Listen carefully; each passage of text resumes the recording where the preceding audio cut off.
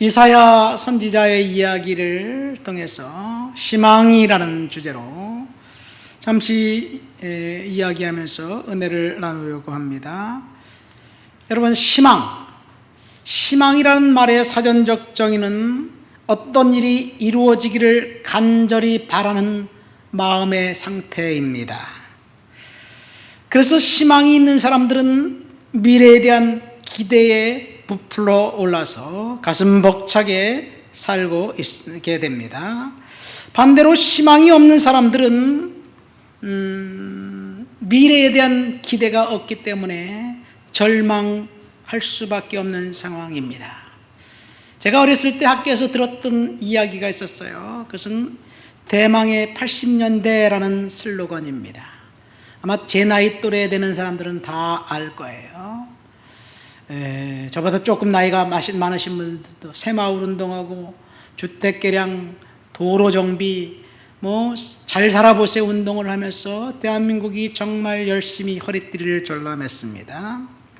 그때 80년대가 되면 우리나라는 선진국이 될 것처럼 알았어요. 국가의 리더인 지도자가 희망을 품고 국가를 경영하면서 그렇게 백성들을 체근됐습니다. 가난을 탈피하고 그리고 선진국이 되자. 그런데 그 희망은 희망사항이 아니라 30년, 40년, 50년이 지난 지금 이루어졌습니다.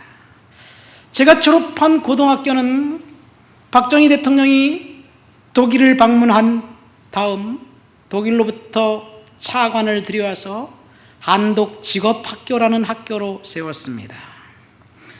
대통령이 독일에 가보니까 광부로 그곳에 간 한국의 젊은 청년들, 간호사로 가 있던 젊은 처녀들이 정말 열악한 상황에서 일하는 것을 보고 밤새도록 울면서 막걸리 잔을 마셨다는 일화가 있지요. 해외에 나가서 고생하는 그 백성들을 보면서, 자신의 국민들을 보면서 우리나라도 독일처럼 좀 잘 살았으면 좋겠다, 그런 결정을 하고 독일식 기능교육, 직업교육을 한번 시켜보자. 그래서 독일에서 돈을 빌려다가 기계를 구입하고 저희 학교를 세웠는데 그 학교가 한독직업학교였습니다.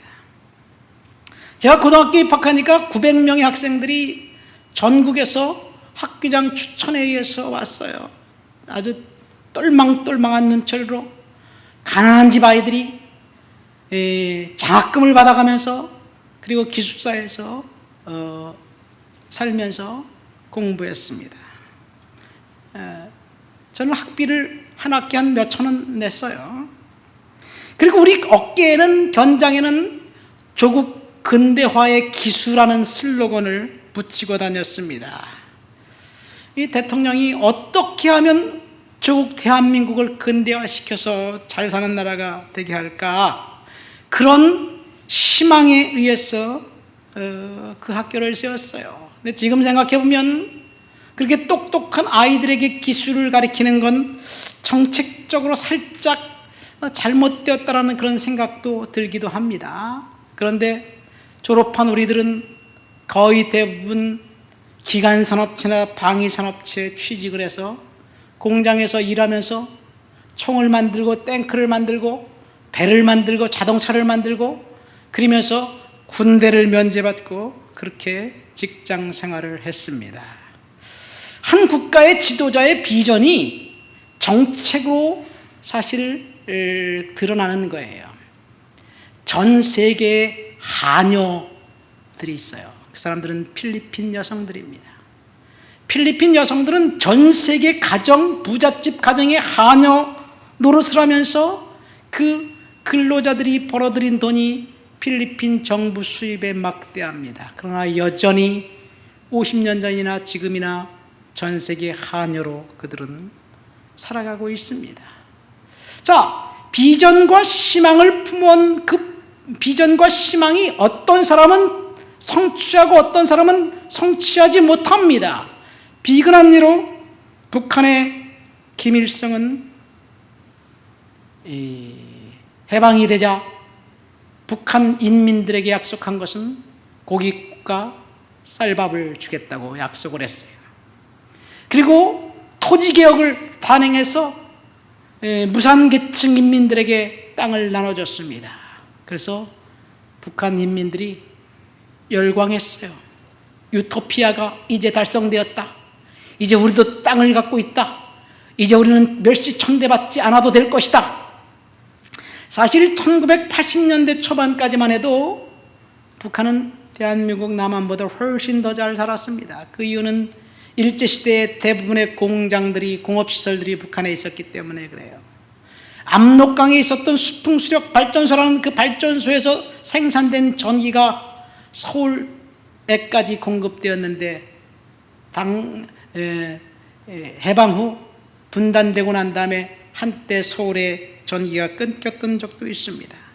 북한의 김일성이 쌀밥과 고깃국을 약속하고 희망을 불어넣어 주었고, 그리고 인민들을 치근대서 남쪽을 해방하자 그래서 해방전쟁까지 벌였지만 인민들에게 약속한 지상낙원은 70년이 지나도 요원합니다. 이렇게 이룰 수 없는 비전, 희망과 이루게 되는 희망, 그 차이가 뭘까? 우리는 이사야 선지자의 이야기를 통해서 알게 될 것입니다. 아까 제가 성경책을 펼쳐놓으라 그랬어요. 이사야 40장이. 이사야 40장은 선지자가 지금 희망에 대한 이야기를 하고 있습니다. 근데 그 바로 앞 이사야 39장은 확실히 내용도 다르고, 그리고 메시지도 다르고, 예언의 톤도 다릅니다. 이사야 39장 말씀을 볼까요? 1절에 보니까 히스기야 왕이 병들었다 나았다는 소식이 전해집니다. 그러니까 바벨론에서 신하를 보내서 예물과 함께 히스기야 왕을 위로했는데, 왕이 바벨론 신하들에게 왕궁 보물, 그 다음에 궁중의 보물 창고들을 다 보여주었다는 이야기예요. 그러니까 이사야 선지자가 와서 왕을 책망합니다. 무엇을 보여줬습니까? 다 보여줬습니다. 하나님께서 당신이 보여준 그 모든 보물들은 바벨론에 다 뺏기게 될 것이고, 당신의 후손들 중 몇 명은 바벨론에 사로잡혀 환관이 될 것이다. 그런 이야기를 합니다. 그 한 번 보물 보여준 게 뭐가 그렇게 잘못했다고 선지자가 그런 이야기를 할까요? 이사야, 우리가 읽은 본문 바로 앞에 이사야 36장부터 39장까지 히스기야 왕에 대한 이야기가 나옵니다. 근데 이사야 선지자가 활동할 때 오직 히스기야 한 사람만 그래도 왕의 조언에 경청했던 사람이기 때문에 이사야 선지자는 히스기야 이야기를 3장의 지면에 걸쳐서 이야기하고 있습니다. 사실 히스기야는 기도의 사람이었고 하나님 앞에 매달렸던 사람이었습니다. 근데 그가 기도했던 경건한 이유는 고난이 그에게 찾아왔기 때문에 그렇습니다. 히스기야가 왕이 된 지 4년 만에 북왕국 이스라엘이 멸망당합니다. 북왕국 이스라엘을 멸망시킨 아수르는 군사들을 이끌고 남왕국 유다까지 침략해서 몇몇 성을 빼앗습니다. 전쟁에서 히스기야 왕이 졌습니다. 그러니까 아수르 왕이 유다를 압박합니다. 전쟁에서 지면 땅을 내놓든지 돈을 내놓든지 둘 중에 하나를 해야 돼요. 근데 아수르는 교묘하게 땅도 빼앗고 돈도 뺏어갔습니다. 이 성경에 보면 아수르 왕이 은 3,000달란트, 은 300달란트, 금 30달란트를 전쟁 배상금으로 요구했어요. 한 달란트는 37kg입니다. 금 한 달란트 37kg이 얼마인지 계산하면 아마 얼뜻 금액이 나올 거예요. 그래서 그 전쟁 배상금을 지불하기 위해서 왕궁 곳간에 있는 금, 은들, 그 다음에 심지어 성전 벽에 발라놓았던 금박까지 다 벗겨서 아수르 왕에게 갖다 바쳤는데 아수르 왕은 그것에 만족하지 않고 또 침략해 들어왔습니다. 그래서 히스기야 왕은 그 곤혹스러운 상황 가운데 하나님의 제단에 나가서 하나님 앞에 기도합니다. 그래서 하나님께서 왕의 기도를 듣고 응답해 주셨고, 그리고 아수르와의 전쟁에서 이기하셨습니다. 아수르와의 전쟁에서 이기했을 뿐만 아니라 아수르 왕 사네립이 실패하고 돌아가서 살해당해 죽습니다. 그리고 아수르는 서서히 퇴락의 길로 걷고 바벨론이 신흥왕국으로 이제 급팽창하게 됩니다. 자, 이 하나님께서 기도했던 히스기야 전쟁에서 승리했습니다. 그런데 이번에는 또 히스기야에게 위기가 닥친 거예요. 그것은 히스기야가 죽을 병이 들었다. 그래서 이제 너는 죽게 될 것이다 라고 이사야 선지자가 선언을 합니다. 그러니까 이번에 다시 히스기야 왕이 하나님께 나가 기도합니다. 그래서 하나님께서 또다시 히스기야의 기도를 듣고 생명을 15년간 연장해 주었습니다. 이것이 오늘 본문의 배경입니다. 그가 병들어 죽게 된 상황에서 하나님께서 그의 병을 치료해 주셨는데, 그런데 그가 한 일은 하나님께 감사하고 하나님을 높여드리고 하나님을 예배한 것이 아니라 자랑질을 한 것이에요. 그 자랑질 때문에 하나님은 유다를 심판하시기로 결정합니다. 그리고 병들어 낫고 난 다음, 그 다음 그의 치세 15년간의 이야기는, 히스기야 이야기는 성경에 나와 있지 않습니다. 이것이 오늘 본문의 배경입니다. 여러분,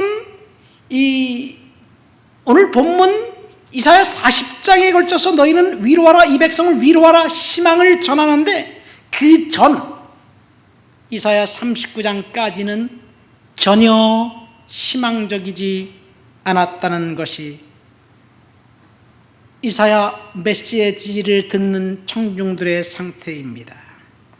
이사야의 예언은 한마디로 말해서 절망과 낙심과 심판을 받을 수밖에 없는 그런 비참한 상황이었습니다.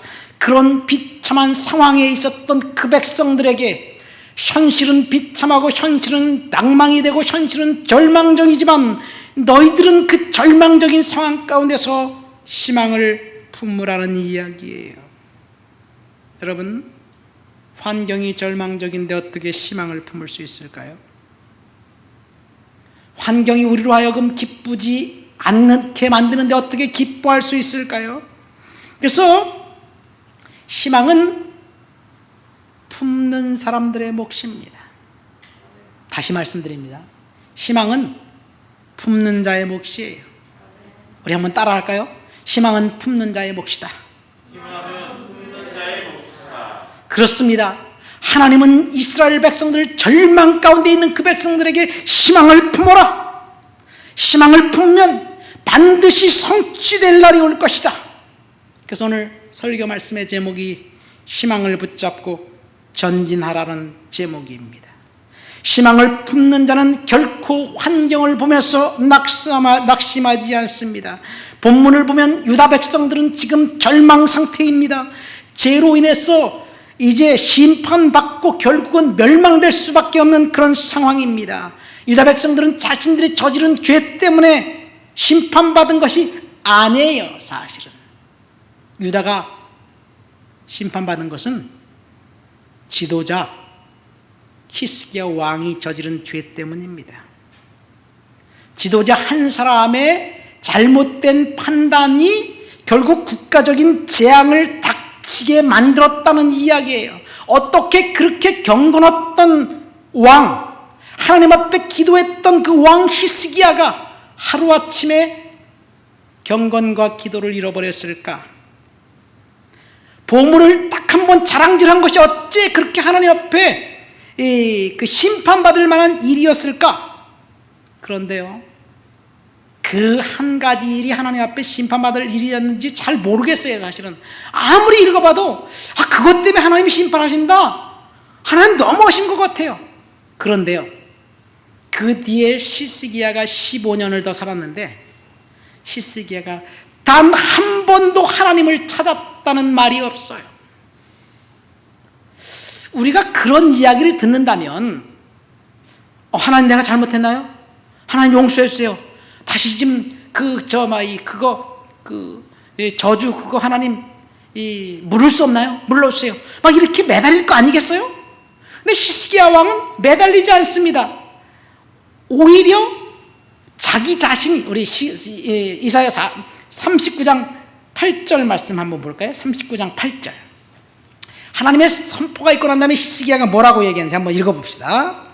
히스기야가 이사야에게 이르되 당신이 이른 바 여호와의 말씀이 좋소이다 하고 또 이르되 내 생전에는 평안함과 견고함이 있으리로다 하니라.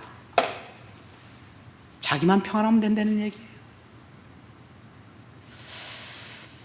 그런 조상을 둔 그 후손들은 정말 불행한 것 같아요. 그래서 유다는 멸망의 그림자가 드리워지기 시작했습니다.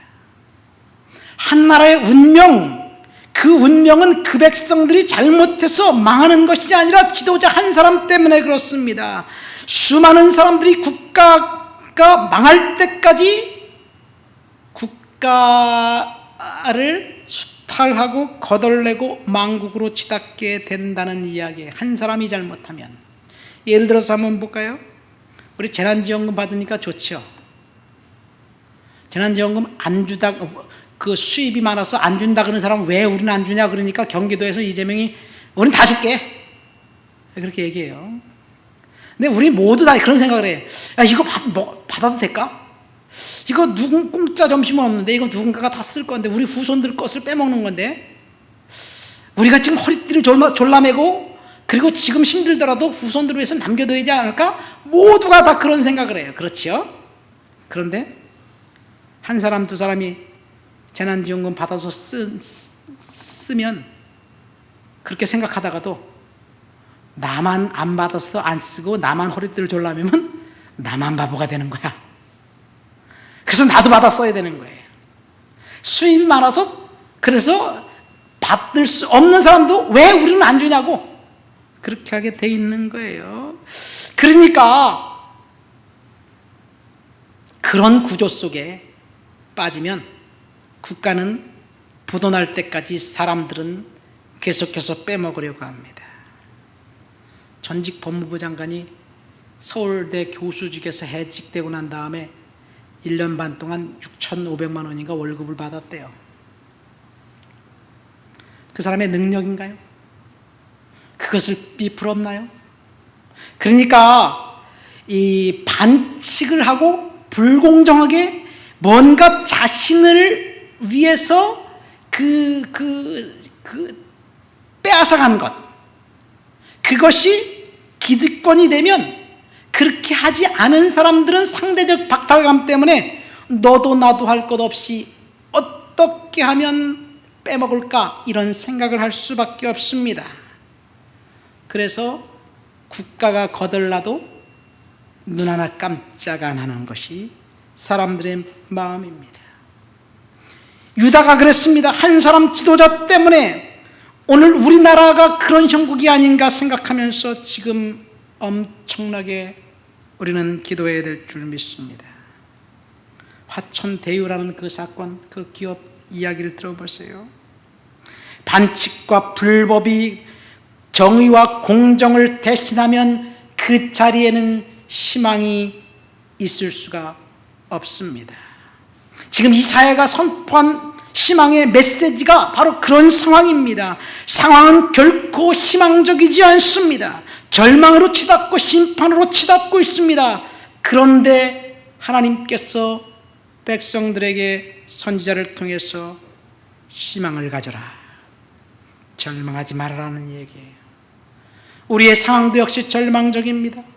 코로나가 전 세계를 강타해 이런 위기가 국가의 지도자에게가 어떤 희망을 갖고 통치하느냐에 따라서 훗날 어떤 리더는 위기 상황에 잘 대처했고 어떤 리더는 잘못 대처했다는 것이 평가될 것입니다.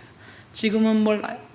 우리 대한민국이 K방역 아주 성공적으로 했다고 자랑하지만 그것이 진짜 성공적이었는지 아닌지는 훗날 불과 몇 년 지나지 않으면 판가름 날 것이에요.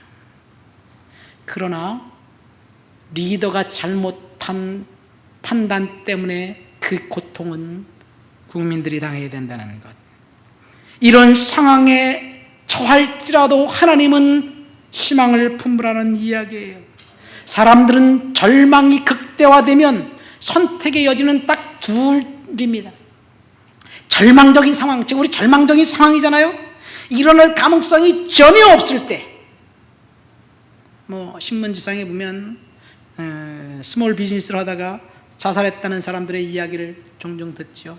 가망이 없으니까, 도대체 일어날 가망이 없으니까, 그러니까 극단적인 선택을 합니다.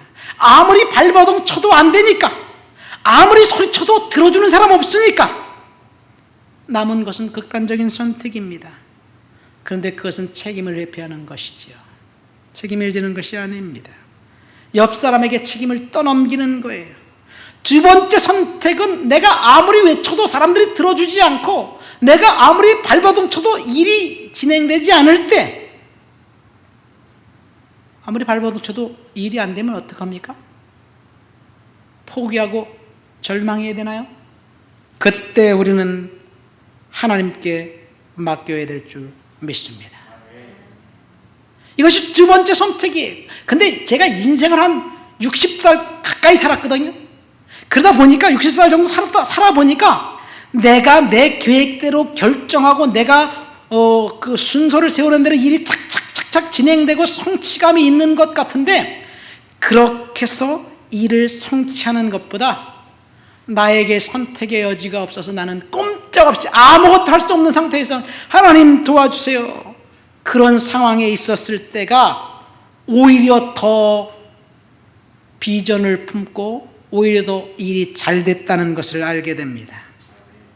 여러분, 우리가 자신감을 상실하고 내가 할 수 없는, 할 수 있다는 것을 잊어버렸을 때, 없을 때, 그때 하나님은 네 의사를 꺾어라, 나에게 맡겨라, 이런 거예요.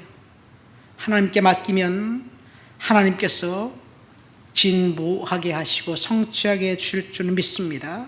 오늘 본문에서 절망이 극대화된 상황에 있었던 유다 백성들에게 하나님이 뭐라고 말씀하셨는지 1절과 2절 말씀을 읽어볼까요? 너희 하나님이 이르시되 너희는 위로하라, 내 백성을 위로하라. 너희는 예루살렘에 마음에 닿도록 말하며 그것에게 외치라.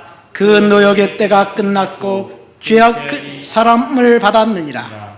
그의 모든 죄로 말미암아 여호와의 손에서 벌을 배나 받았느니라 할지니라 하시니라.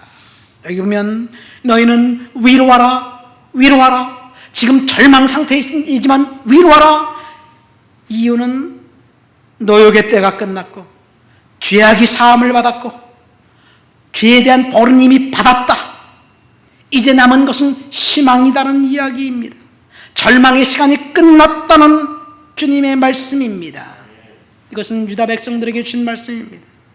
그런데 틀렸습니다. 이것은 우리에게 주신 말씀입니다. 지금 이곳에서 예배하는 저와 여러분들에게 하나님 주신 말씀입니다. 이제 노역의 때가 끝났다. 그 죄는 사함을 받았다. 끝났다는 말이 무슨 말입니까? 무엇이 끝났다는 말입니까? 연단이 끝났고 훈련이 끝났고 고생이 끝났다는 하나님의 선언입니다. 이제는 하나님께서 복 주실 시간이고 우리들 눈앞에 하나님께서 직접 일을 진행해 가실 시간이라는 이야기예요. 그러니까 우리에게 남은 것은 뭐만 남았어요? 희망만 남았습니다. 환경은 그렇지 않지만 우리에겐 희망만 남았습니다. 저는 이 말씀을 통해서 우리가 희망은 붙잡는 사람의 것이라고 얘기했잖아요. 오늘 설교 말씀 다 까먹어도 괜찮아요. 희망은 붙잡은 사람의 것이다. 나는 희망을 붙잡을 것이다. 아무리 상황이 절박해도 희망을 붙잡은 사람, 그 사람에게는 하나님이 이길심을 주시는 거예요. 그런데 반대로 희망을 붙잡지 않고 절망을 붙잡은 사람이 있어요. 그러면 그 사람이 생각한 대로 절망이 그에게 찾아올 거예요.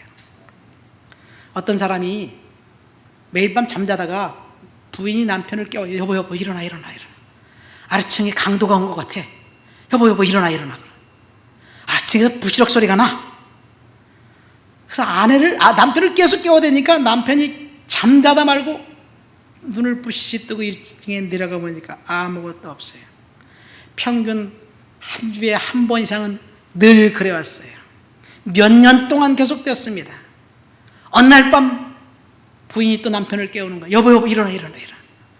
아래층에 강도가 든 것 같아. 이 참을성 있는 남편은 안 내려가면 끝까지 흔들어 깨우니까 빨리 갖다 내려와서 잠자는 게 나으니까 내려갔어요. 근데 이번에는 계단 저 끝에 진짜 강도가 딱 있는 거예요. 총을 딱 들고 꼼짝 마. 보재기를 던져주면 여기다 돈과 기금속 다 넣어. 그래서 그 남편이 지금 돈과 기금속 그 보재기에 다 주섬주섬 싸서 갖다 줬어요. 그리고 강도가 뒷걸음치서 나가려고 하는데 잠깐만요. 당신 그냥 가면 안 됩니다. 우리 아내가 당신을 30년 동안 기다렸으니까 가서 만나고 가셔야 된다고.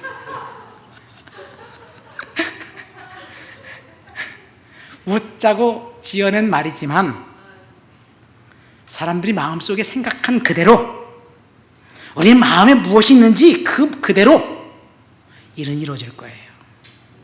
희망을 담겠습니까? 절망을 담겠습니까? 문제는 환경이 아닙니다. 마음속에 무엇을 담고 있느냐가 문제입니다. 왜 환경이 문제가 아닙니까? 여러분, 코로나 때문에 교회가 가장 힘든 것 같아요. 우리 교회만 힘든가요? 코로나 때문에? 우리 교회만 성도들이 빠져나갔나요? 다 힘든 거예요. 우리 교회만 온라인 예배드리라고 정부에서 강요한 건 하나요? 모두 다 똑같습니다. 다 동일하게 힘들고 어렵습니다. 그렇기 때문에 환경은 문제되지 않습니다. 어떤 사람이 이런 말을 했어요. 생각을 심으면 행동을 거두고, 행동을 심으면 습관을 거두고, 습관을 심으면 성품을 거두고, 성품을 심으면 운명을 거둔다. 그러니까 운명은 생각부터 시작되는 거예요. 모든 인간의 행동은 생각부터 출발합니다. 인간이 무엇을 생각하든지 그것이 인간이다 라는 말이 있습니다.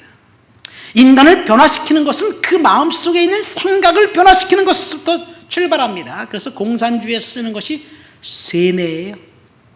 영어로 브레인와시라고 해요. 뇌를 갖다 깨끗이 청소해버리는 거예요. 그리고 거기다 다른 것을 주입해 놓는 겁니다. 근데 요즘 유튜브에서 정치적으로 편향된 생각을 계속 들어보세요. 편향된 정보가 진실로 알게 돼요. 그래서 어떤 사람은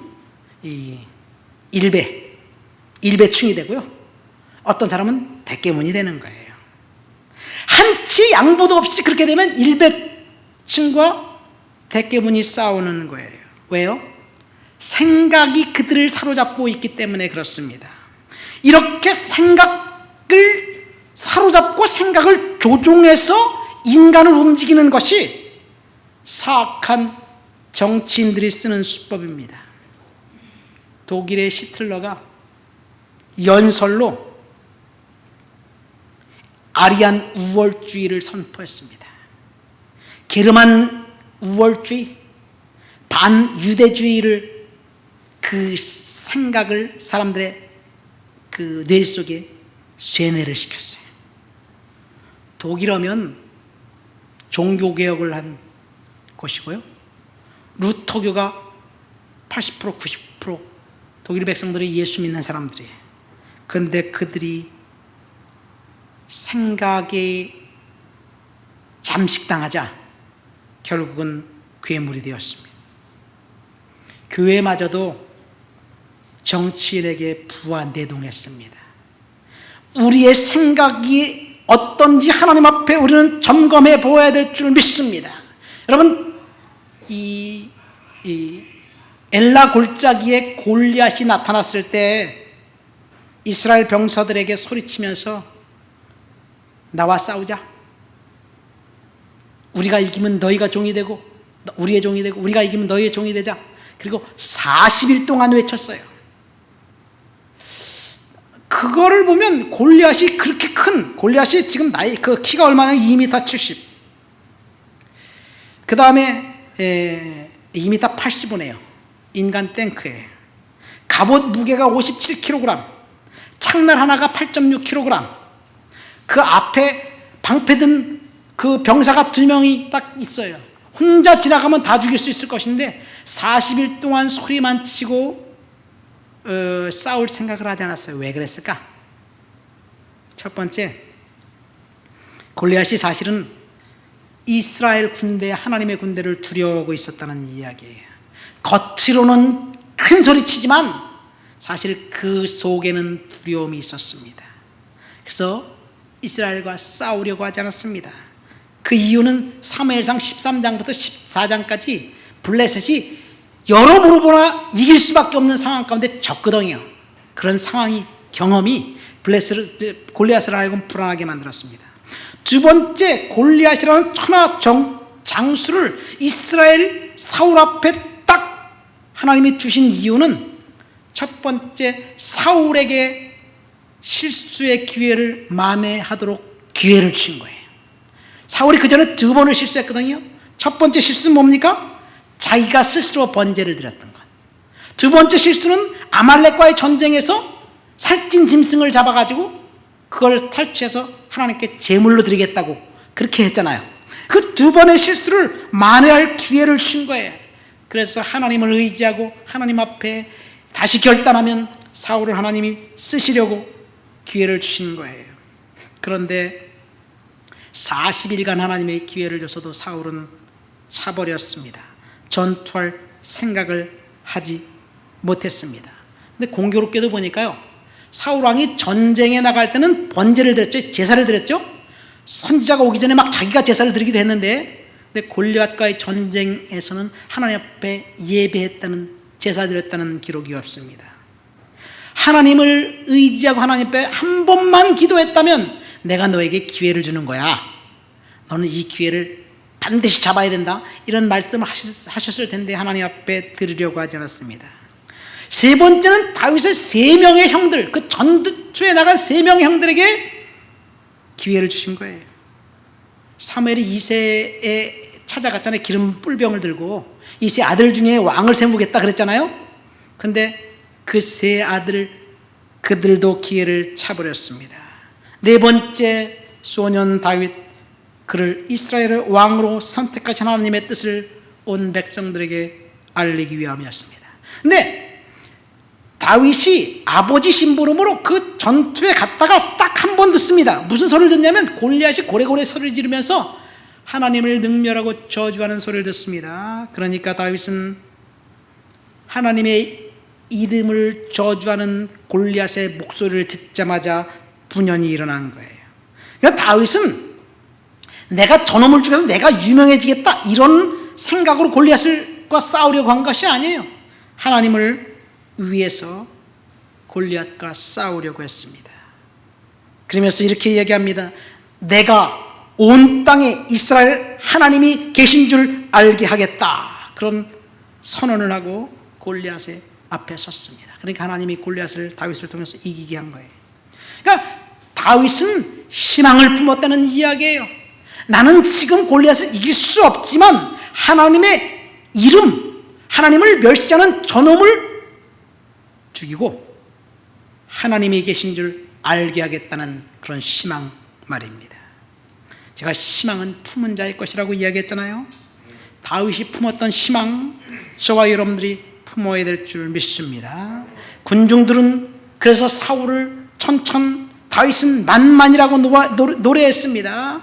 우리는 희망을 품어야만 합니다. 그리고 희망을 품고 앞으로 전진해야만 합니다. 그러면 하나님이 일하실 거예요. 희망을 품고 전진하는 자를 통해서 일하십니다. 이 말씀은 저와 여러분들에게 하나님이 말씀하시는 거예요. 이제 새 일을 내가 시작할 것이다. 그런데도 우리는 의심이 들어요.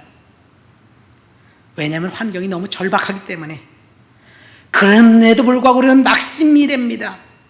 코로나로 모든 것이 엉망진창이 된 지금 이 시간, 희망을 품고 싶어도 희망을 결코 품을 수가 없어요. 사실은 환경이 그래요. 그렇지 않아요?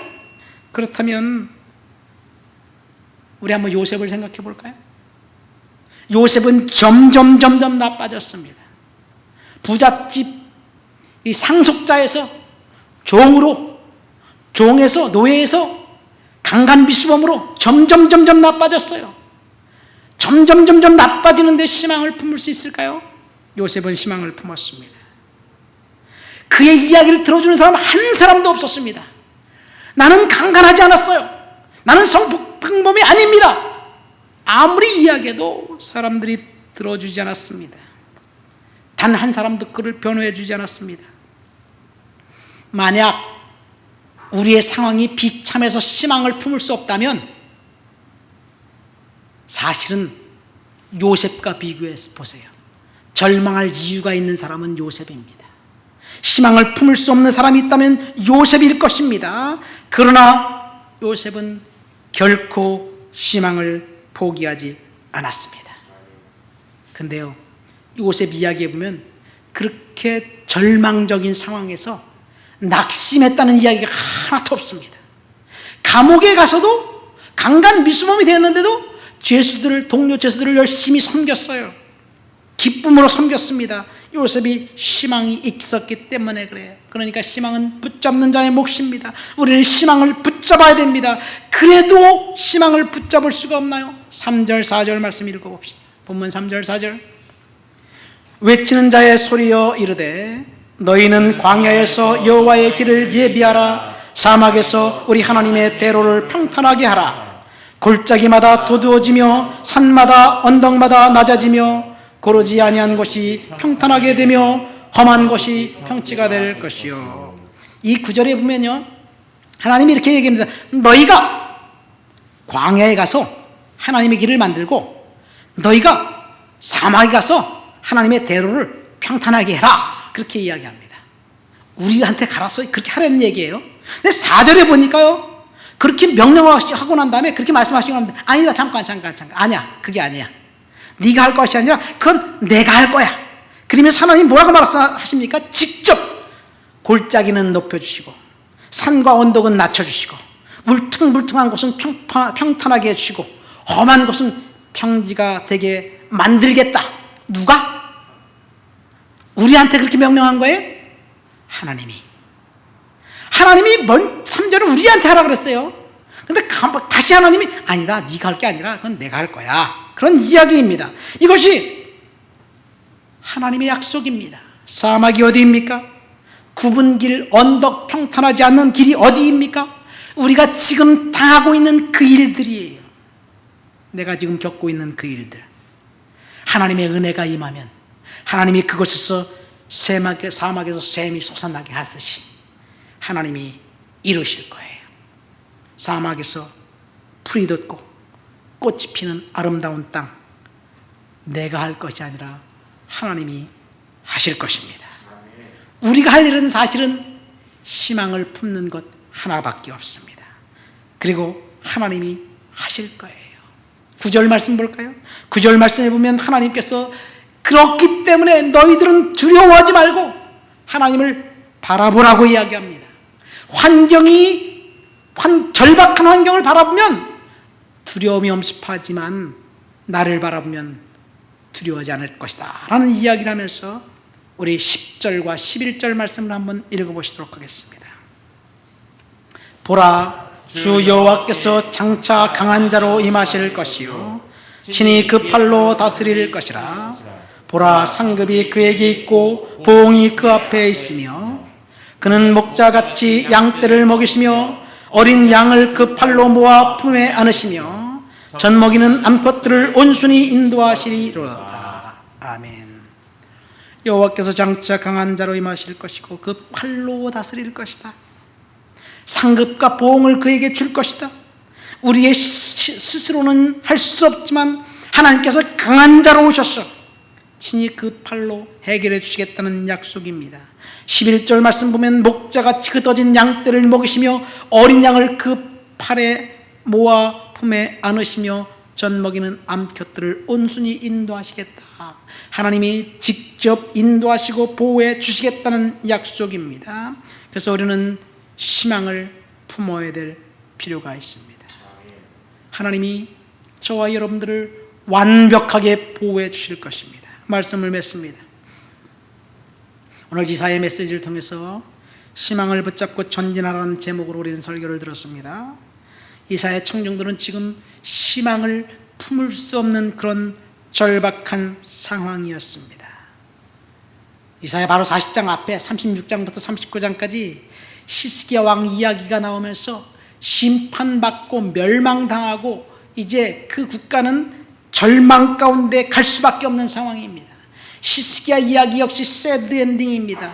경건하고 거룩한 기도의 사람이 하나님을 의지할 때는 하나님이 함께 하셨지만 하나님을 떠나서는 결코 심판이 올 수밖에 없어요. 히스기야를 통해서 우리가 알 수 있는 것은 딱 한 가지예요. 고난 때문에 그는 하나님을 찾았고 그래서 고난이 오히려 축복이라는 이야기예요. 절망적인 상황에서 하나님은 희망을 품으라고 이사야 청중들에게 선포하고 있습니다. 지금 우리는 어쩌면 이사야 청중들보다 더 절망적인 상황에 살고 있을 수 있습니다. 환경을 보면 결코 희망적이지 않습니다. 그래서 희망은 품은 자의 몫이에요. 우리는 절망을 선택하지 말고 하나님을 선택해야 될 줄 믿습니다. 희망을 품고 전진하라는 이 말씀, 오늘 설교의 결론으로 본문 29절부터 31절까지 한번 말씀을 읽어보도록 하겠습니다. 본문 29절부터 31절까지 다 같이 읽습니다. 피곤한 자에게는 능력을 주시며 무능한 자에게는 힘을 더하시나니 소년이라도 피곤하며 곤비하며 장정이라도 넘어지며 쓰러지되 오직 여호와를 앙망하는 자는 새 힘을 얻으리니 독수리가 날개치며 올라감 같을 것이요 다른 박질하여도 곤비하지 아니하겠고 걸어가도 피곤하지 아니하리로다. 이 구절에 보면 하나님 앞에 희망을 품은 사람들에게 피곤한 자에게는 능력을, 무능한 자에게는 새 힘을 더해 주시겠다고 선언하고 있습니다. 어쩌면 우리의 상황이 피곤하고 무능한 상황입니다. 그래서 하나님은 저와 여러분들에게 새 힘, 능력을 주시겠다고 약속하셨습니다. 하나님을 의지하고 희망을 붙잡는 사람들, 저와 여러분들을 하나님 인도해 줄 것입니다. 희망은 품는 자의 몫입니다. 우리가 희망을 품고 절망을 떨쳐버리고 전진해야 합니다. 31절에 보면 여호와를 앙망하는 자는, 이 앙망한다는 말은 영어 성경에 보면 those who wait on the Lord, 하나님을 기다리는 사람들이, 그러니까 앙망한다는 말은 하나님을 기다리는 사람들, 그 사람들에게 하나님이 역사한다는 이야기예요. 희망을 품고 하나님을 기다리면 하나님께서 역사해 주실 줄 믿습니다. 우리 말씀을 생각하면서 다 통성으로 기도합시다.